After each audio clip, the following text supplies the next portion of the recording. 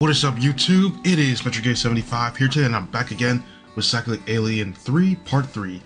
Alright, this time, we're gonna finish it this month. But anyways, let's get into it. Hiyori smiles. Let's speak more later, alright? I have a meeting to attend to now, and I'll try to set some time for you tonight. Wait up for me if you can. I want to make the most of our reunion. I'm not lying when I say I really have missed you. She really missed us. Our emotional reunion concluded. Hiyori insists that Anna and I stay the night in her palace. She reassures that she has plenty of spare rooms we can stay in, which is a claim I don't dispute.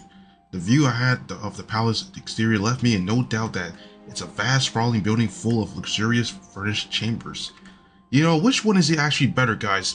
Do you guys prefer Hiyori's palace or Stefania's palace in Historia? Which one do you guys prefer? Like those who've watched, this series on my channel, which one do you guys prefer? Anna and I both consent to staying, and Hiyori sends an attendant to escort us to our rooms. My room is I soon discover is every bit as grand as I anticipated, if not more.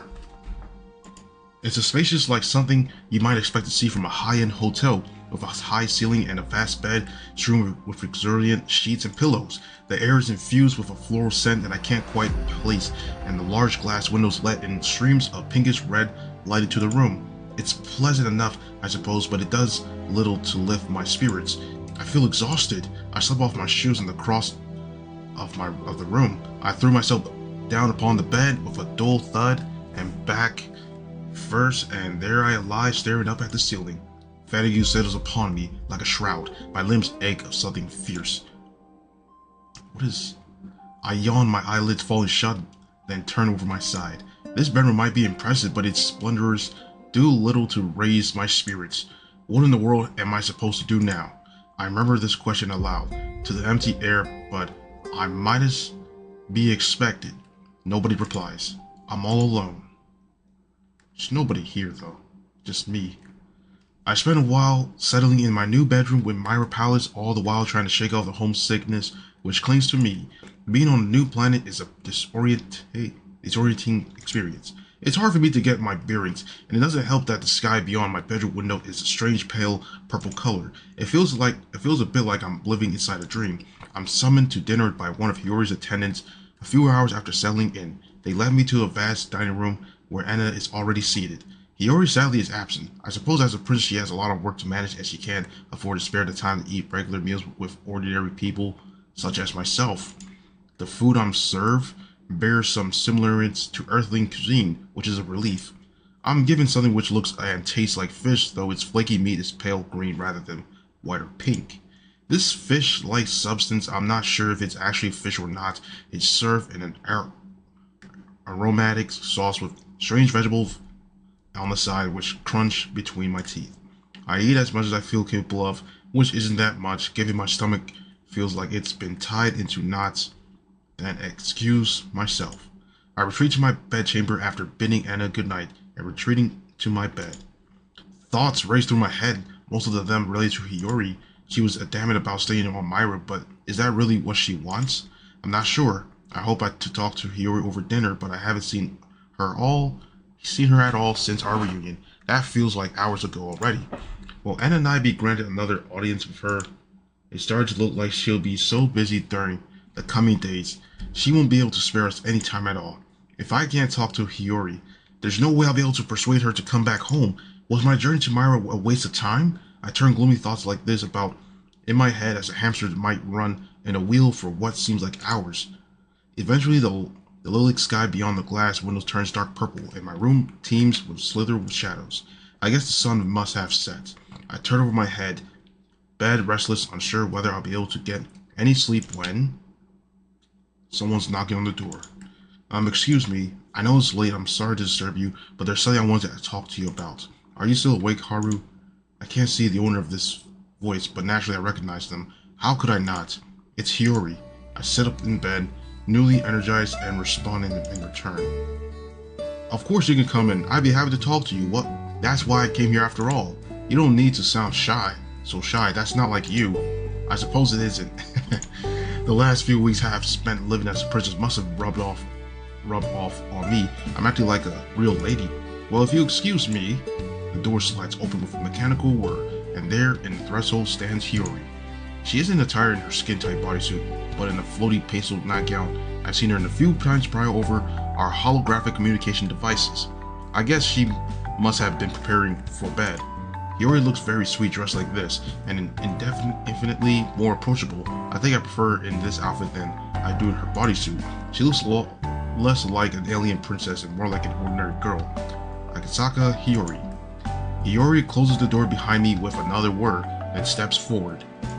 Anxiously, she hovers by the edge of my bed until I shift over to make room for her. Here, pat my mattress with my right hand. You can take a seat, I don't mind. I don't bite either. Well, I know that. I trust you with my life, Haru. It might be scandalous, though, a princess such as I entering a young man's room unchaperoned. If Aloy knew about this, she would be angry. Hiyori ponders for a few moments, then shakes her head. Man, why she gotta be angry about this, man? Like, come on. She knows this, so... But what Aloy doesn't know won't hurt her. I take it she's a stickler for protocol then. Oh yes, she often lectures me about my mannerism and my way of speaking. She says I should be more conscious of my status as a princess so as to fit in better. I know she means well by it. She's my most steadfast ally in the whole palace, but it can be a bit overwhelming. This palace is supposed to be my home, but Hiyori swivels about on my bed to look out the window at the dark night sky full of shining stars. I feel like I can't truly be myself when I'm living here. I thought I feel at home on this planet. It was where I was born after all, but maybe I was naive. Hiyori sighs. I'm trying to be strong as a princess. That is my duty, but it's hard. Aloy appreciates that, and she tries to smooth over my mistakes during the many meetings I must attend, but I always worry about saying the wrong thing. I wasn't trained to be a princess from birth like Anna. This is all very new to me. I think I should get more comfortable in my newfound position over time, but Hiyori's voice trails away. She bites her lower lip, worrying between her neat, white teeth, and dips her head. I was about to say meat. I was like, meat for a moment. Anyway, silence passes between the two of us, a deep, imperturbable silence, throughout which I can hear, though faintly, the pounding of my heart.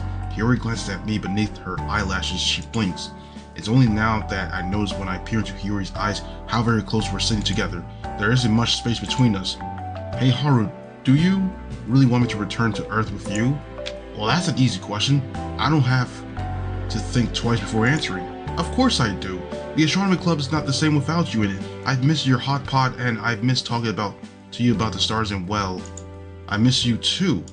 But you have Anna to keep you company. You aren't alone. She's very effusive in her affections, and it's obvious she likes you a lot. Isn't she enough to cheer you up? She's consoled me in your absence, yes, but Anna's no substitute for you. I wouldn't want to use her in that way either. It wouldn't be fair to her.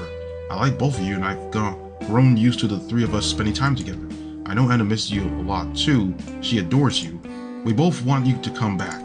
What you're doing in Myra is admirable, but your people aren't the ones who need you, or your friends. We need you too.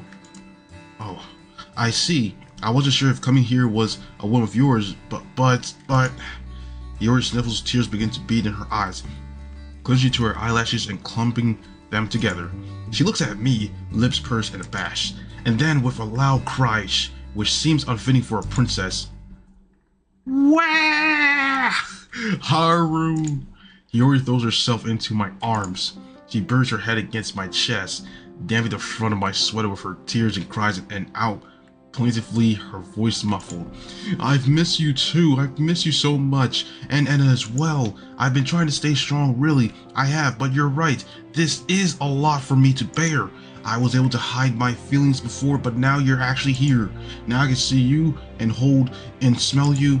Hiyori's voice breaks off into a fresh round of sobs. Her shoulders are shaking helplessly against me as though she might break.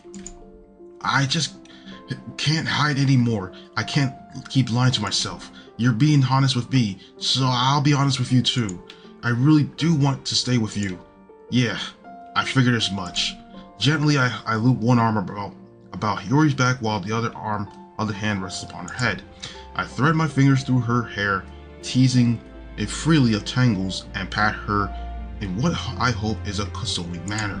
I thought you might miss me. In fact, I'd be pretty hurt if you didn't, given how close we are. I'd laugh, which prompts Hiyori to giggle too, though her giggles are breathless and teary. I know you're in a tough position right now. I don't want to force you to come to any conclusions, but Anna and I will be more than happy to take you back to Earth with us. If staying on Myros gets too much for you, please just tell us. Your duties as a princess might be important, but above all else, I want you to be happy. Thank you, Haru. That means a lot to me. I still don't know what I want to do, but having you and Anna here is a big help. It's nice to know that I'm not alone. Of course you're not. We'll never abandon you, regardless of what you decide. After all, I smile at Hiyori. You can always rely on us. But anyways, she can always rely on us, but we always gotta be there for her too.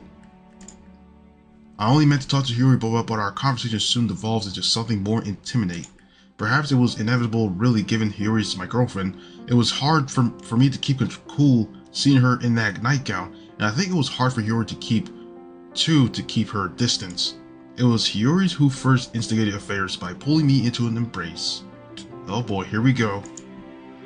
Hiyori told me that she missed me, and I reassured her that I felt similarly. It was then with a sigh that Hiyori drew away from me, only to press her lips against my own into a passionate kiss.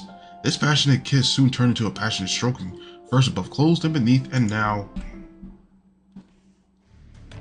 the next day. This instant, I apologize, but no choice. No, let go. Stop struggling then. No! Huh? I'm pulled out of my dream by the sound of raised voices. These shrill, desperate cadences drill into my skull, so I groan. I feel disorientated. I don't think I got nearly enough sleep last night, and my surroundings, when they finally come into focus, make me start. What? I'd expect upon waking to be greeted by the beige walls and the tatami flooring of my cheap apartment room, but that isn't the case. In a vast, spacious bedroom, which looks a little like a suite in a fancy hotel. The bed I'm lying in, meanwhile, is large, soft, and so it almost seems to swallow me. Panic floods through me as I glance about, so palpable it threatens to choke me. But as the seconds pass, my memories gradually return, drip by drip, like rainwater down a window pane. I'm not in my old apartment anymore. I'm not even on my old planet.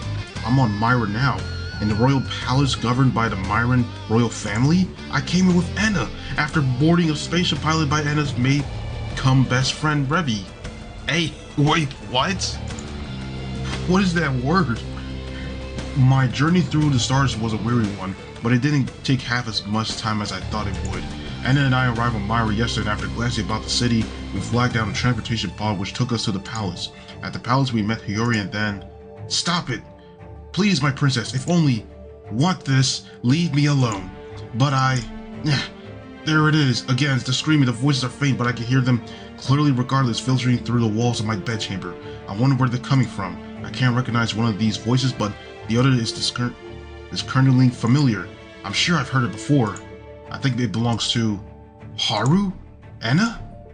There's no doubt about it now. Anna's calling out to me from somewhere in the palace. It sounds like she's in trouble. I have to go and help her. My own fatigue be damned. Don't worry, Anna.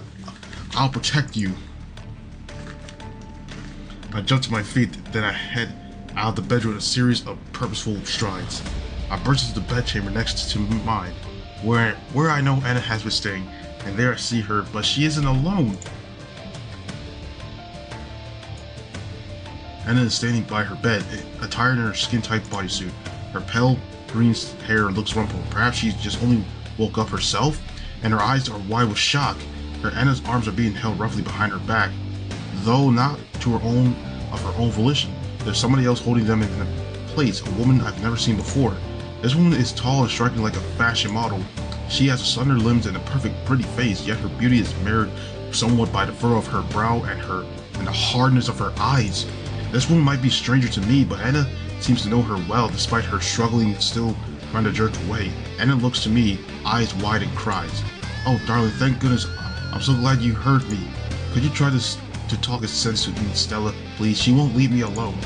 She seemed to think I wish to return to Corval with her, as though that is at all likely. She does not understand. No matter how many times I have tried to tell her, I have already made a new life upon Earth. She simply won't listen. From one of my so-called guards, she does not seem to care at all about my feelings. A guard? I looked between Anna and the woman gripping her. Did Anna call her Stella with a newfound understanding? I think I've gotten the gist of this situation now. This woman, this Stella, must be a citizen of Corval, an employee of the royal family to be more precise, whose job is to oversee the safety of its nobles. I'm not sure how Stella came to be on Myra, or how she was able to slip into its palace, but the purpose of her visit is immediately evident. She comes to take Anna away. What's going on? Hiyori bursts into the bedchamber shortly after I do, wearing the same gauzy nightgown she wore last night. She looks very cute, not even her rumpled hair can diminish that. But I'm so worried about Anna, and I hardly have time to register Hiyori's appearance. There's more important matters to hand here. Oh, Hiyori, would you say something to Stella? Please, she's being impossible. I have tried to explain my position to her and over again, but she refuses to budge. She says she will not leave until she has taken me back to Corval. Indeed, Your Highness, that is what I intend. Stella replies in a cool, serious monotone which suits her expression face. She grips Anna's arms firmly that says, "It matters not to me how much you protest, nor how much you squirm, though I would hope for your sake that would cease being so disobedient. I do not wish to harm you.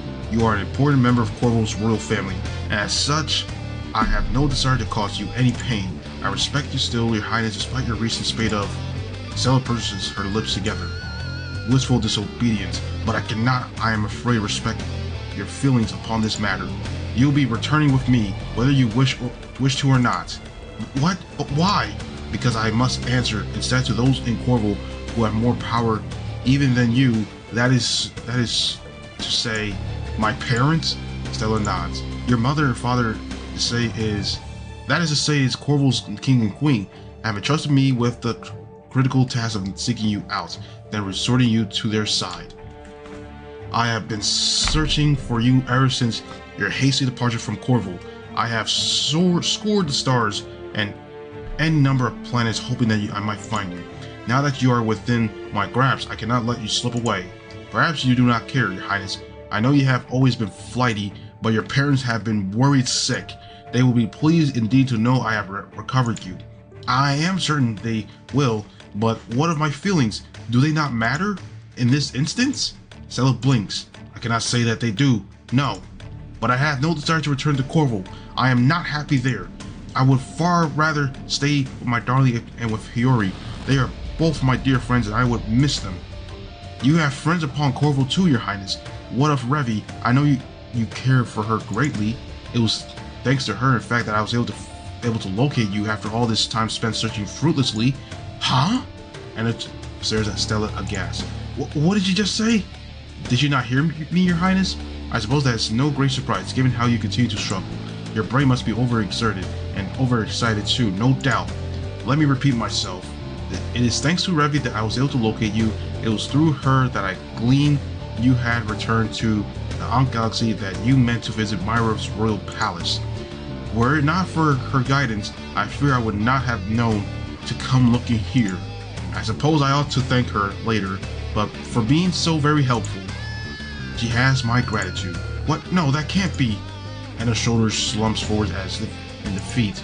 "Revi is one of my dearest friends. She knows better than anybody how much I hated my life in the palace. She was supportive of my plans to escape. She promised she'd cover for me if anybody asked where I'd gone. It's not possible that she would betray me. The Revi I know, my Revi, would never be in cahoots with the palace guards. She never even liked you, Stella. Were you always arguing?" "I would disagree with you there, Your Highness. Revi and I did not argue. I simply meant to lecture her. That is all, to help her improve as a maid. That girl has always, I am sorry to say, possessed quite the poor work ethic. Often I wondered why she was allowed to maintain a privileged position within the palace. But it is no matter now. It is good that she was never fired despite her best attempts to perturb me. Without her, I would not have found my way back to you." "No, I don't believe it." I cannot believe it. Revi would not turn on me. She wouldn't. You are free to believe whatever it is you please, Your Highness. I am not callous enough to try and control your thoughts. No, I suppose you are not. You wish to only to control my body, isn't that right? Indeed it is. So, your body will be better served within the walls of Corval's royal palace, and that is where I intend to take you. Now come along. You cannot hope to best me when it comes to physical strength, and I have full control of your power suit energy output. You'll be better served surrendering instead. No, I will not. The only place I wish to return to once I have talked some sense to Hiyori is Earth. That is my true home, and it is where my real friends reside. I would never have left Earth at all were it not for your Hiyori's sake. I only came back to Aunt Galaxy for her, not my mother and my father. And most certainly not for you, Stella. Now let go of me. I command you as a princess, Anna Sadalia Anake 7. If you refuse to leave me be, I'll be very, very angry. Anna. Hiyori stares at Anna with wide, surprised eyes. Her hands clasp at her front. I knew you only came here for my sake, but I had no idea leaving Earth. Would you put in so much danger? You didn't have to visit me, but Hiyori snivels, tears begin to beat in her brown eyes, and when she cries, this is all my fault. What? Anna looks at Hiyori. She seems more concerned now with Hiyori's plight than her own, despite Stella's continued uncomfortable hold on her arms. Why do you say that, Hiyori? Because it's true. You wouldn't have been captured if you had to come see me, and you wouldn't have to come to see me if I hadn't given you a case to worry about me. I should have acted more cheerful when we called. I was trying hard to look happy, really. I was, but it can't have been enough. I made you and Haru fret about me. You felt obliged to see me. Now you put yourselves in danger. I'm so selfish. No, that is not true. You did not ask us to come here, Hiyori. My darling and I did that by ourselves. That's right. You've done nothing to feel ashamed of, Hiyori. It's not like you told Stella Anna was here. I know that logically, and yet. Hiyori bites her lower lip. Her eyelashes flutter, heavy with tears, round and bright like pearls. I never wanted this to happen. How can I ever forgive myself? I beg your pardon, but Stella's voice cuts through Hiyori's self-approbation, cool and calm void, or so it seems, of any feeling. Have the three of you quite finished with your tearful exclamations? It is quite tiring. You may say what you want, but my heart shall not be swayed. I will not relinquish my hold upon my princess. Why, you... So I grit my teeth together. I feel incensed on Anna's behalf, and she looks plenty angry as it is. Can't you see that you're making Anna suffer, Hiyori, too? Don't you care? No, I do not. I am not paid to care about my princess' feelings, nor about those of Myra's own princess. It is irrelevant data I must discard. I cannot afford to let sentiment sully my performance. I want to only complete the objectives set forth to me by my employers. Nothing else matters.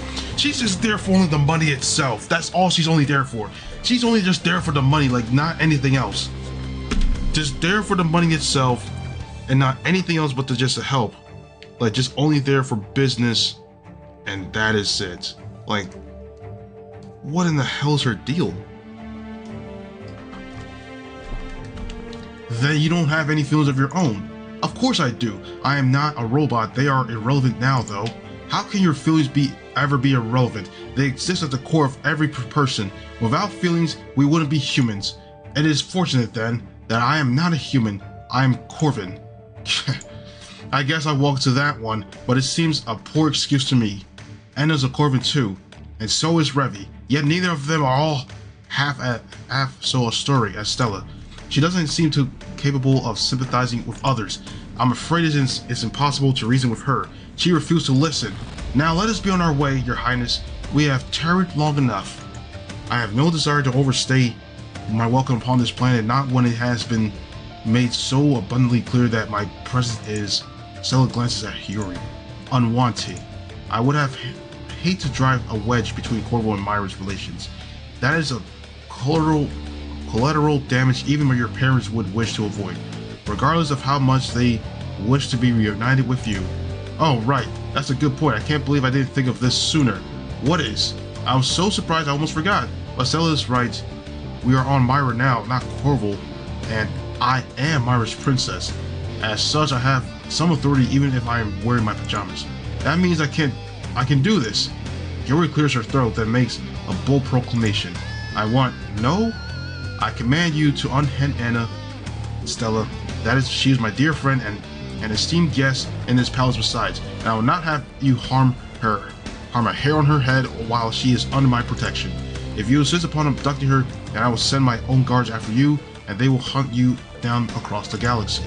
You will be tried in the space courts for your crimes and thrown into space jail. Surely you don't want that to come to pass. What? Now for the first time during our confrontation, Stella's voice wavers.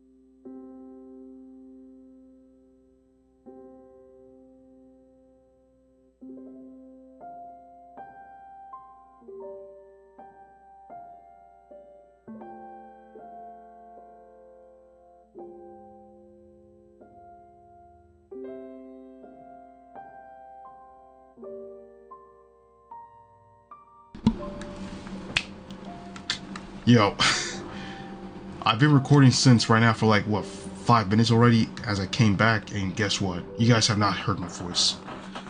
This video's off the rails. But anyways, Hiyori's expression is unusually serious and her arms are folded. She looks like she's lost in contemplation. It's rare for me to see Hiyori like this. Our encounter with Stella has left her looking like a different person, and her bodysuit doesn't help matters. If I didn't know this woman sitting upon this throne was Hiyori, I don't think I'd recognize her. She's changed a lot since she came to Myra. Though in some respects, I think she's still the same Akasaka Hiyori she has always been. This is quite the fine mess we've found ourselves in. What a pain. Are you alright, Enna? I hope you're not too shaken by what happened. I'm surprised, yes, but I should be alright. Thank you, Hiyori, for protecting me. You were very cool back then. I concur. Your Highness really has come into her own since arriving upon Myra. She's acting up just as a real princess should, with all the grace and decorum one might expect. The way she dealt with that unpleasant intruder was simply wonderful. She excluded such dignity one would not have thought she had only been a princess for but a brief time. It is though you were born to play this role. Although it is being so very supportive of Hiyori, I cannot help but think that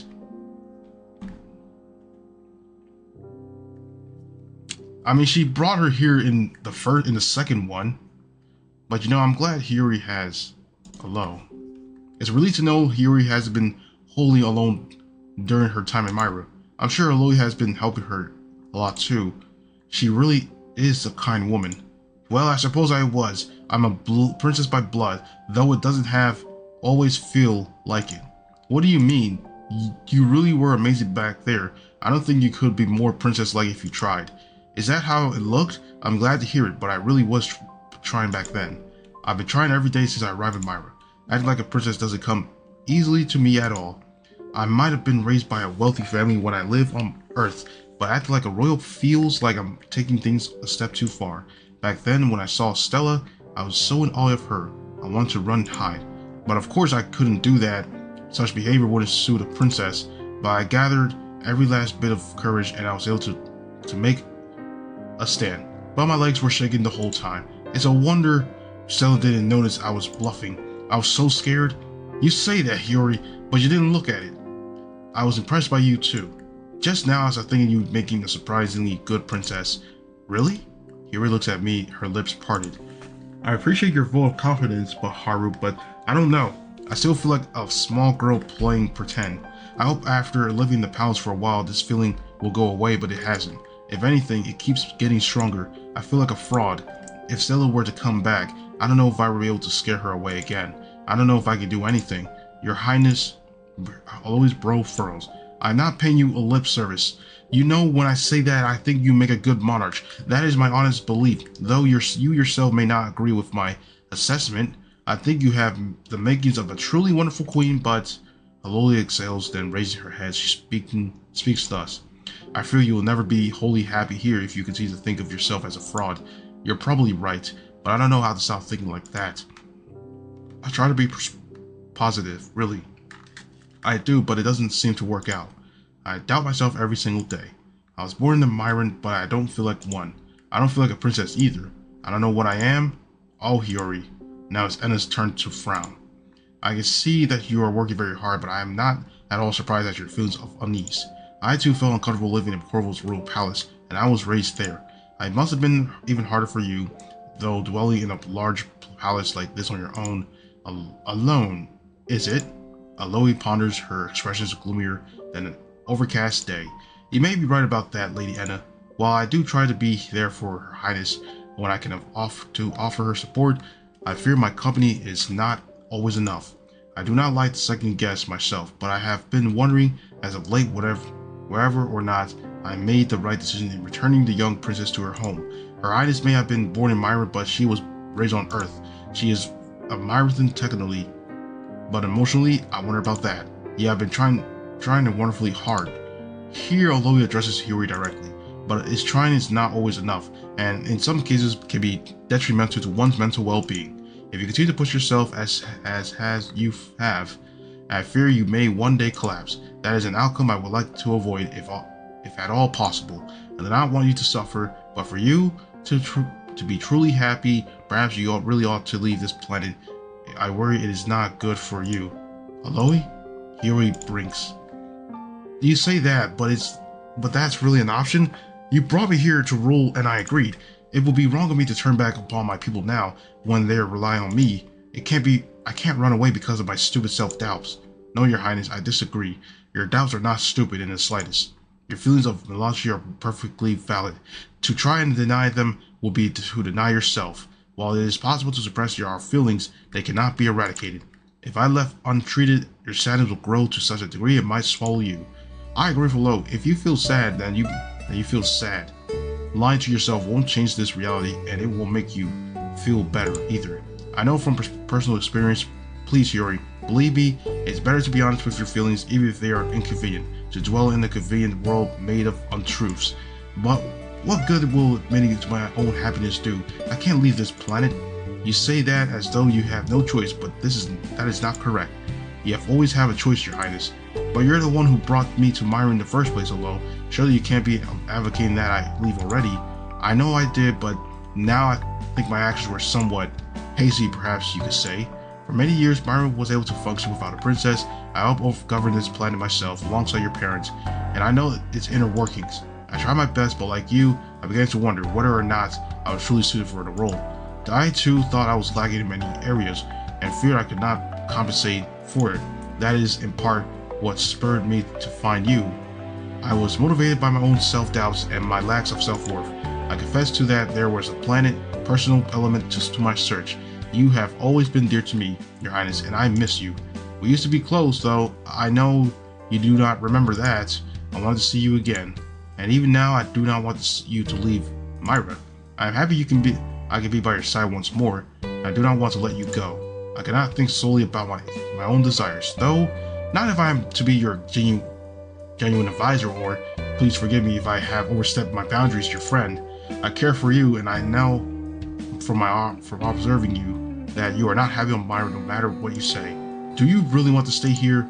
Please be honest with me. You do not need to lie for my sake, not anymore. My actions might, up until this moment, have dictated by self-interest, but I really do wish you help you. Oh, hello.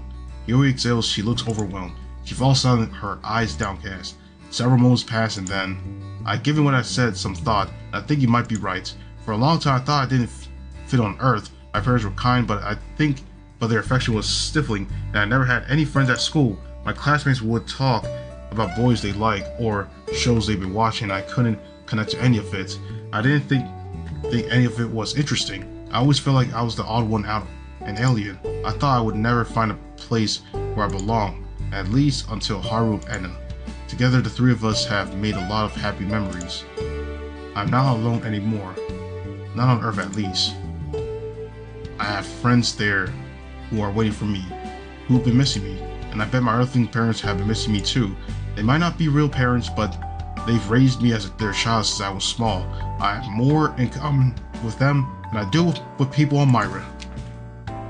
I want to see them again, and I really do want to go back to Earth. I'm sorry, Aloe, but I don't really think I've needed here.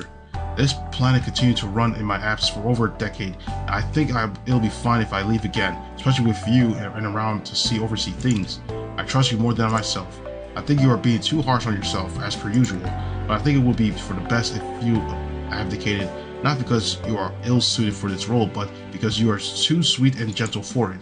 Ruling a country is a difficult, tedious business which should I have now discerned be attempted by only by the most hard-hearted of people.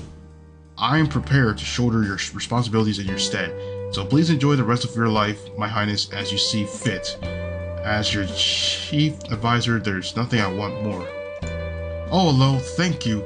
I had my doubts about you when we first met, but you really are a kind woman. If you weren't for your support, I think I would have had a nervous breakdown the moment I arrived in the palace. You've helped me keep me sane. You really are a big sister to me, and you are like a little sister to me. I often look after you thus when you were young, though I suppose you don't remember that. No, sorry, my childhood memories are still a blur. But my heart knows, even if my mind doesn't, that you were important to me once. That must be why I feel so safe around you. I imagine that why I came back to Myra with you in the first place. In fact, I know I can trust you. Good. I'm very glad to hear it. Now, Aloy folds her arms, expression newly businesslike. If you wish to return to Earth, I'll prepare a spaceship for you. There is no time like the present and no sense in lingering. I am certain you wish to return home as soon as possible. Is that not correct? Oh yes. I can't wait to return to my own planet. Me either. Myra's nice and visit and all, but I'm still not quite used to it.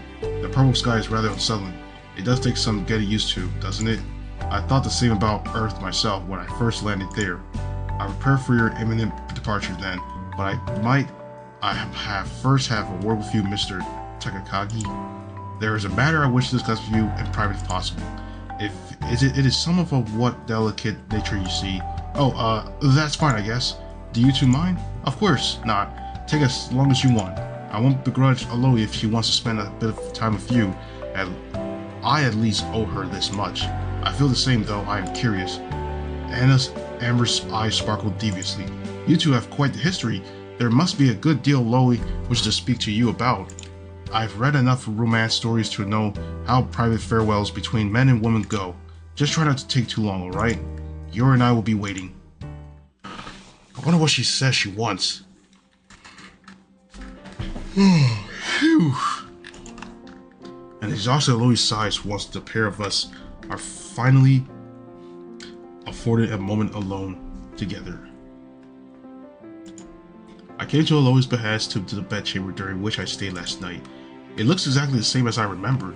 It luxuriant, extravagant, and far too spacious for one person.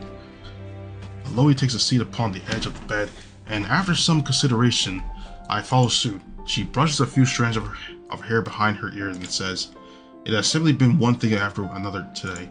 I feel quite wearied by the events I thus have been far subject to, and in no small part because of that awful woman." Aloy doesn't dignify said awful woman with a name, but I know who she's talking about regardless. She must be speaking of Stella. I'm glad I was able to have a private audience with you, Mr. Takagi. It has been quite some time since we were alone together. Oh, I guess that is true, yeah. I hadn't given it much thought, but Aloy is right. I've seen her a couple of times since I arrived on Myra. That was always in Anna's company. This really is the first time we've had a chance to talk uninterrupted. It is good to see you again, too, properly. I mean, only, I swallow. You don't need to call me Mr. Takagi. Do I not? No, you're not my professor, so you don't need to maintain all that distance. Unless you prefer calling me that. I don't mind, I guess, even if it's a bit awkward, but doesn't that mean I should call you professor in return? Oh no, I think that would hardly be necessary now. That calling me Mr. Takagi is unnecessary too. Ah yes, I see. You might have a point. Old habits are hard to break, but I shall do my best to respect your wishes. As I was saying, Aloy clears her throat. I'm glad I could speak to you thus before you leave, Aloy crushes herself, her cheeks turning pink. Haru. She sighs, then shakes her head. Goodness me, addressing you as such as does not come out of naturally. I've grown too accustomed to using your family name. At this point, Haru seems rather to intimidate. But I actually speak to you because I wish to be intimidated. You do? Yes, there is something I wish to tell you, Haru. It is something important which I could not speak in front of the Princess Yuri. I know this might sound strange coming from me, given I am the one who convinced the princess to return to Myra, but Aloy rests one hand upon her chest and says in sincere tones, I wish to thank you all for caring for her so. I believe you must be a real friend of her, of the young princess, to fly all the way here to speak to her despite your status as an earthling. Your dedication to the princess and your concern over her happiness proves beyond a shadow of a doubt that you are a very kind young man indeed. The princess is lucky to have you, and now I fear I may have made a mistake when I parted the princess from you. Your merry existence seems enough to usher in happiness, and even the hardest of her hearts. Silence falls after this address.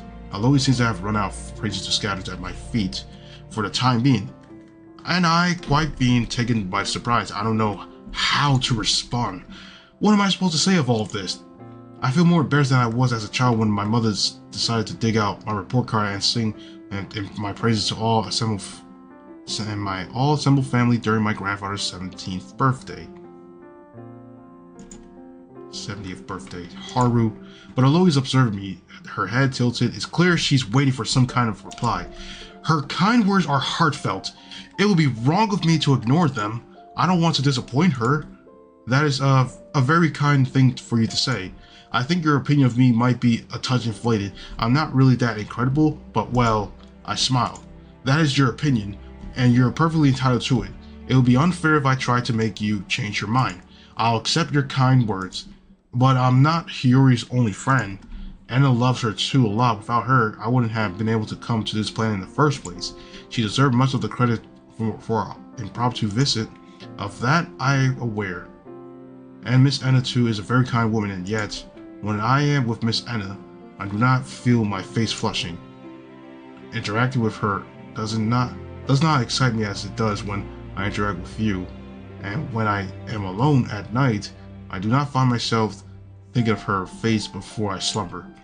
I have missed you, Haru, perhaps as much as the princess has, and I understand too what it is she sees in you. I understand why she could not be happy without you. I know this may seem impertinent, but Aloy procures an envelope from between her cleavage and then hands it to me. Whoa! Whoa! A love letter? With her arms outstretched, her face flushed, Aloy says, I have written a letter just as I saw my students do through my brief stint as a professor. I am not good at expressing my feelings aloud, so I thought it might be easier for me if I wrote them down. I was inflamed, you see, by meeting you yesterday, and so spent all night laboring upon this and letter. Some parts of it may be difficult to comprehend, despite my best efforts. But you know, that is only because I find myself difficult to understand my own feelings. I have never nursed a fondness like this for anybody before, and never did I imagine I would, certainly not for an earthling boy. This is all very confusing to me, but please, Aloy's fingers curl about the envelope, which shyly she holds forth. Would you read my letter? I do not care if you do not see you again, so as long as you know how I feel for you. Alo, I stare at Alo, my throat is dry. Damn. Oh man. I'm not glanced for the letter, but I think I can guess to its contents. It must be a love letter. But it's not just any love letter. There's pretty much more to it. There's gotta be more to it. I can't say I've ever received one of these before. What do I think about this?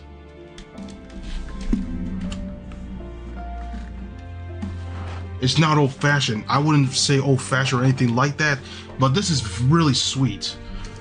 And you know, receiving a love letter from a girl or a crush that that actually loves you is something truly amazing. Aloy being so earnest about her feelings, I can't help but find it touching. I'm glad she's taking her feelings so seriously, if nothing else, and because of that, I feel obliged to take her feelings seriously in turn. You did not need to go this far, but thank you. I'll read every word you've written carefully and I'll reply to them. I won't let your feelings go unanswered. Oh, Haru, Aloy sniffs. Thank you very much. Don't thank me just yet. I don't know if I'll be able to give you the reply that you want, but I will give you a reply at least. You have my word. I accept the envelope from Aloy, then open it, taking care not to tear it. I smooth out the sheet smooth of white paper, then let my eyes dart across it. Aloy has written to me, not in the pictographic alphabet of Myra, but in a tightly packed Japanese characters, the same she used when writing upon the whiteboard in class. Aloy isn't a native Japanese speaker, but her characters are perfectly formed. Her handwriting is even neater than mine, and I live in Japan all my life. She has a very clear, distinctive writing style which is easy to digest, even though the contents of the letter are emotionally charged. In summary, Aloy's letter professes her feelings to me and how much she found herself missing me when she left Earth.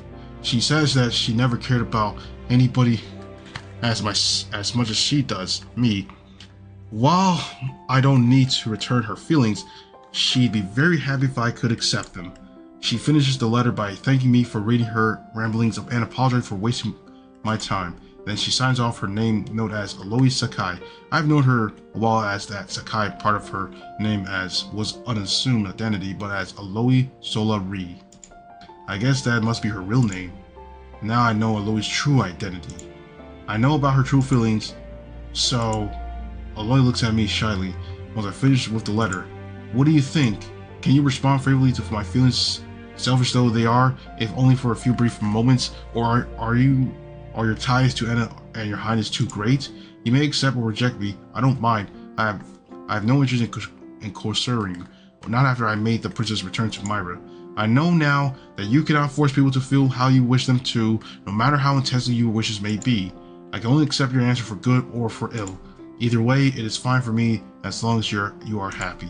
Taking joy in the smiles of another is, I think, what love is all about, even if I should be cast aside. Aloy, the final way in which she's speaking makes my heart clench. I want to reassure her, but can I love her? Love is a very powerful emotion. I've already pledged my heart to another. I'm not sure if I have it in me to love Aloy as she wants. What should I say? I'm not turning her down. We're taking her. I'm taking her, guys. I am taking her. Oh, Aloy. I scoot a little closer to Aloy, reaching out a cup in her flushed cheek with the palm of my right hand. How could I turn you down after all you've said all that? If I didn't love you before, I certainly do now. I'll cherish this letter that you wrote me, and I'll cherish you too, even if I ever never see you again. That is a promise. Oh, Haru. Aloy stares at me, her purple irises wide with disbelief. Do you truly mean that? Yes, I do. I want to give you all of myself, if only for a few brief moments. I can't stay in Myra, and I can't stay by your side, but I can at least leave you with a few happy memories to warm your heart. Oh yes, I would like that. There is nothing I want more. Then I will only be too happy to fulfill your request. Aloy, so say I dip my head. And claim Aloy's lips and warm a gentle kiss. Alright, well here we are. I'm escorted by Aloy, and after our heart-to-heart to the hangar inside the palace where the royal spaces are kept, alongside Anna and Hiyori.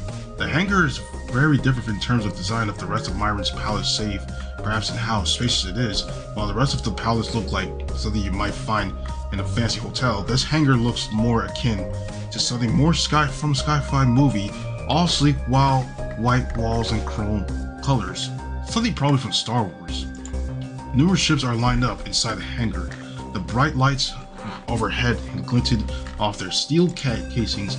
I turn my head this way and that as I look about entranced by all the strange news sites about me and by all the strange alien technology. Scientists back on Earth would kill for a chance to step foot in a place like this. My mind is buzzing with all the technological breakthroughs strewn about me waiting to be discovered. But Anna and Hiyori, by contrast, looks utterly unperturbed by our surroundings. I guess Anna must be used to this kind of thing. Now isn't really the time in any case to be staring at these ships. We won't be spending much time here. Aloy brought us here, Anna, Hiyori, and I, so we could leave Myra, not linger upon it. If you are to return to Earth, you will need to use one of these. Aloy announces this rather suddenly after pausing by one such ship. I am willing to let you use my own ship for the task. I have not used it since my return to Myra some time prior, when I brought the princess to the palace.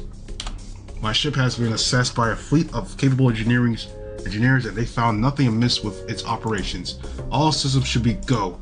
I've every faith in it will be able to buoy you to your destination without incident, although Aloy frowns. I imagine yours is a journey that will be fraught with difficulties beyond those which usually assail space travel. Stray asteroids are always an issue, but that stellar woman will prove to be far more temptatious a foe. Oh yes, her, and the scowls. Temptation is probably the most fitting description for her. She's incredibly stubborn, even so more than myself. I doubt she'll be waiting for us beyond Myra atmosphere. Knowing her, she will launch a swift attack the moment she's able to confirm our escape. That's what I feared, yes. Oh boy. Does that mean that woman will be trying to shoot us out of the sky? I put it past her. She needs to take me back to Corval and do that. She will stop nothing. She would not think twice before putting a volley holes through the whole of our spaceship, only to secure me. As for you, my darling, meanwhile, will be nothing more than a collateral damage. Stella was swooping in the rescue from the wreckage of our ship, but I fear she would not do the same for you. Your bodies will be left to drift in space. Well, not just only that, pretty much our bodies, like if my body was like, you know, like in space and then the ship gets blown up and all that stuff, I would end up dying all of a sudden, and therefore I would not be able to move, like, you know, my body would just implode. You know, it would just implode and then I'll be just gone forever in space. Oh no, is there nothing we can do to stop her? I'm afraid not. She could be lingering out somewhere, like waiting for the first attack to happen. But we have to do something though, because we cannot let this stuff, you know, happen out of nowhere if she actually come at us. I do not like to be pessimistic. It is far better to be cheerful, but I have known Stella since I was small, and I know what she is like.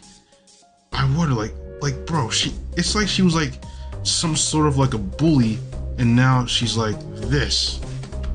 She will not surrender without a fight. Her pride must be smarting already that she was interrupted during her first attempt to kidnap me. Now she will be even more merciless. But I am Myra's queen. Surely that she cannot shoot at one of my ships without risking legal action. That's right, Stella might be aggressive, but she doesn't seem impulsive. Would she really risk blowing up Princess to secure one of her own? That sounds like a surefire way to start an intergalactic war. Perhaps so on paper, but it is not that simple.